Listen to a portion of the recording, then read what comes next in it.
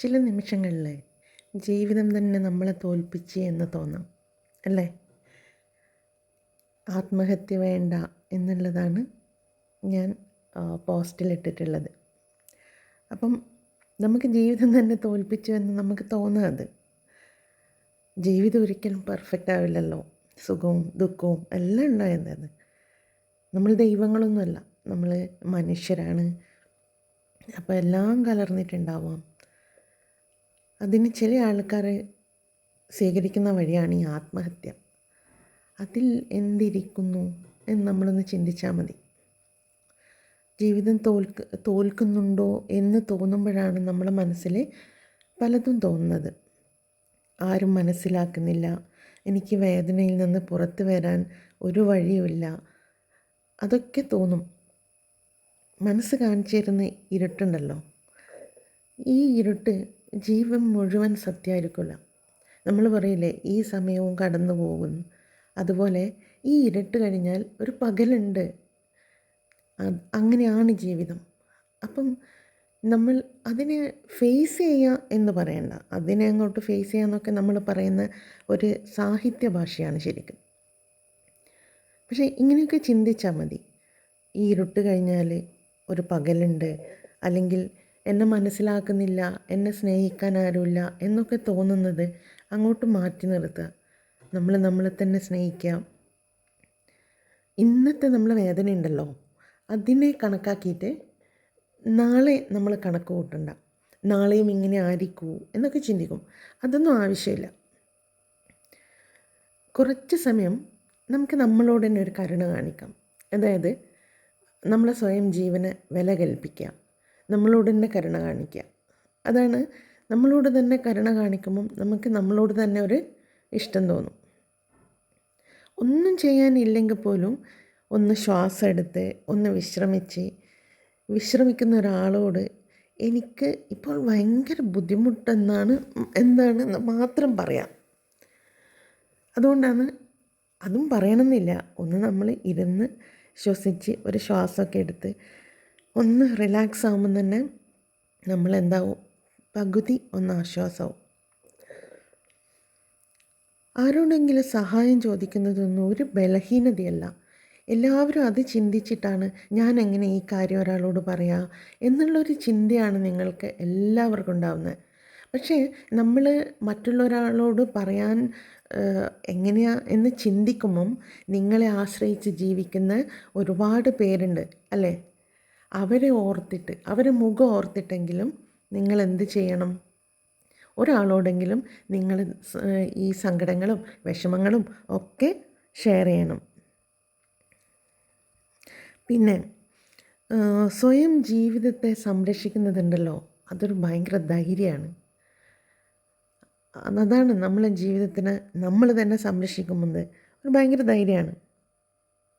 പിന്നെ നമ്മൾ പ്രശ്നങ്ങൾക്കൊക്കെ സൊല്യൂഷൻ കണ്ടെത്താൻ കുറച്ച് സമയം എടുക്കുമായിരിക്കും. പക്ഷേ അതിന് മുന്നേ നമ്മൾ സുരക്ഷിതരായിരിക്കണം. ഒന്നിനും ഒരു മനസ്സും തോന്നിപ്പിക്കാതെ. ഇന്നത്തെ രാത്രിയും കടന്നു പോകാം, നാളെയും എന്ന് നമ്മൾ കിടക്കുമ്പോൾ നമ്മൾ ചിന്തിക്കുക, ഇത് ഇന്നത്തെ രാത്രിയും കടന്നു പോവാം, നാളെത്തത് നാളെ നോക്കാം. ഒരു നിമിഷത്തിൻ്റെ വേദനയ്ക്ക് വേണ്ടിയിട്ടാണ് നിങ്ങൾ ജീവിതം ഉപേക്ഷിക്കുന്നത്, അല്ലേ? ഒരു വിഷമം തോന്നിയാൽ അതിനെ ഓവർകം ചെയ്യാൻ പറ്റില്ല എന്ന് തോന്നുമ്പോഴാണ് നിങ്ങൾ ആത്മഹത്യപ്പറ്റി ചിന്തിക്കുന്നത്. ഒരാളോടും പറയാതിരിക്കാൻ നിൽക്കുമ്പോഴാണ് നിങ്ങൾ ആത്മഹത്യ ചെയ്യണമെന്ന് തീരുമാനിക്കുന്നത്. പക്ഷെ ഒരു ജീവിതമാണ് അവിടെ നഷ്ടപ്പെടുന്നത്.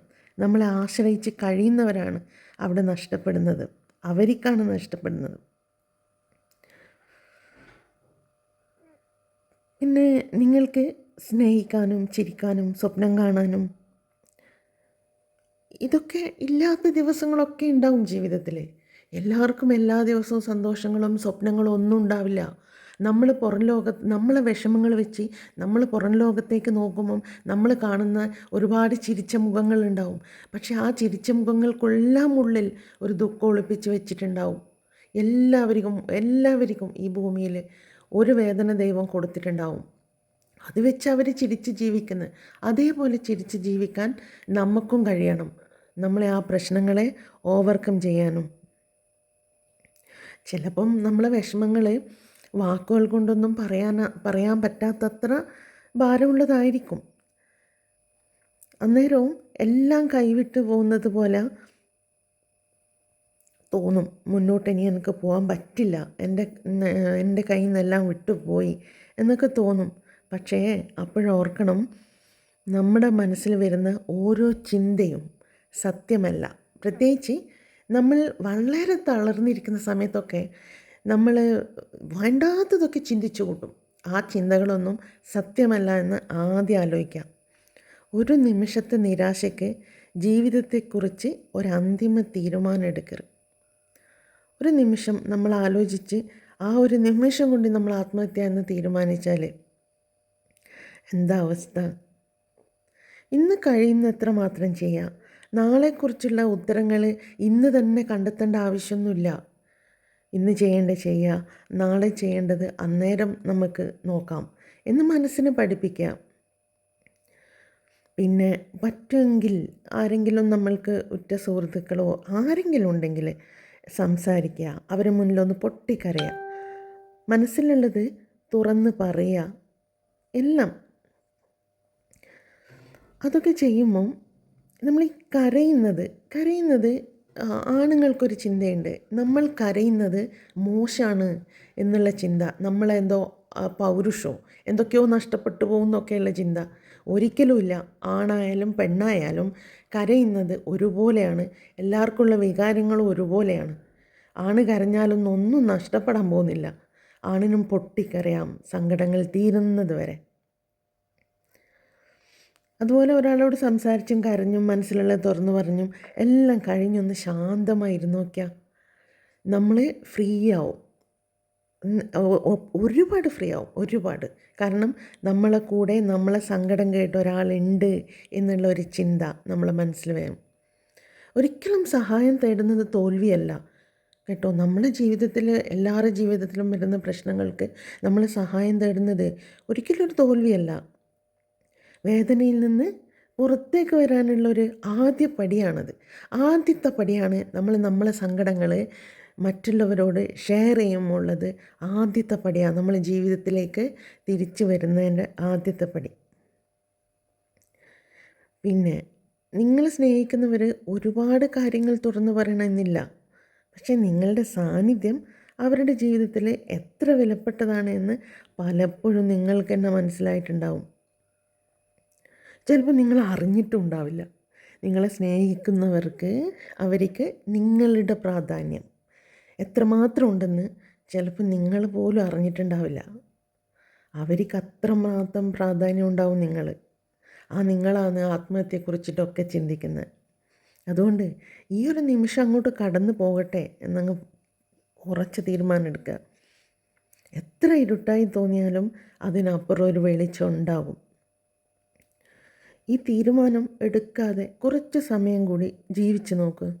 ഒരു ദിവസം അല്ലെങ്കിൽ ഒരു മണിക്കൂർ അല്ലെങ്കിൽ ഒരു നിമിഷം അങ്ങനെ ഒന്ന് ജീവിച്ച് നോക്ക്. അപ്പം പറ്റും. പിന്നെ തീരെ നമ്മൾക്ക് പറ്റാത്തൊരു അവസ്ഥയുണ്ടെങ്കിൽ നമ്മൾക്ക് ഒരു ഉപദേശം ആരുടെയും സ്വീകരിക്കാം. തീരെ നമ്മൾക്ക് ഒരാളില്ല എല്ലാം ഷെയർ ചെയ്യാൻ എന്ന് നിങ്ങൾക്ക് തോന്നുന്നുണ്ടെങ്കിൽ നിങ്ങൾക്ക് ഞാൻ ഈ ഒരു നമ്പർ കൊടുത്തിട്ടുണ്ട്. 3 നമ്പർ എൻ്റെ പോസ്റ്ററിൽ കൊടുത്തിട്ടുണ്ട്. അത് ഗവൺമെൻറ്റിൻ്റെ, ഇന്ത്യ ഗവൺമെൻറ്, സ്റ്റേറ്റ് ഗവൺമെൻറ്റിൻ്റെയും നമ്പറാണ്.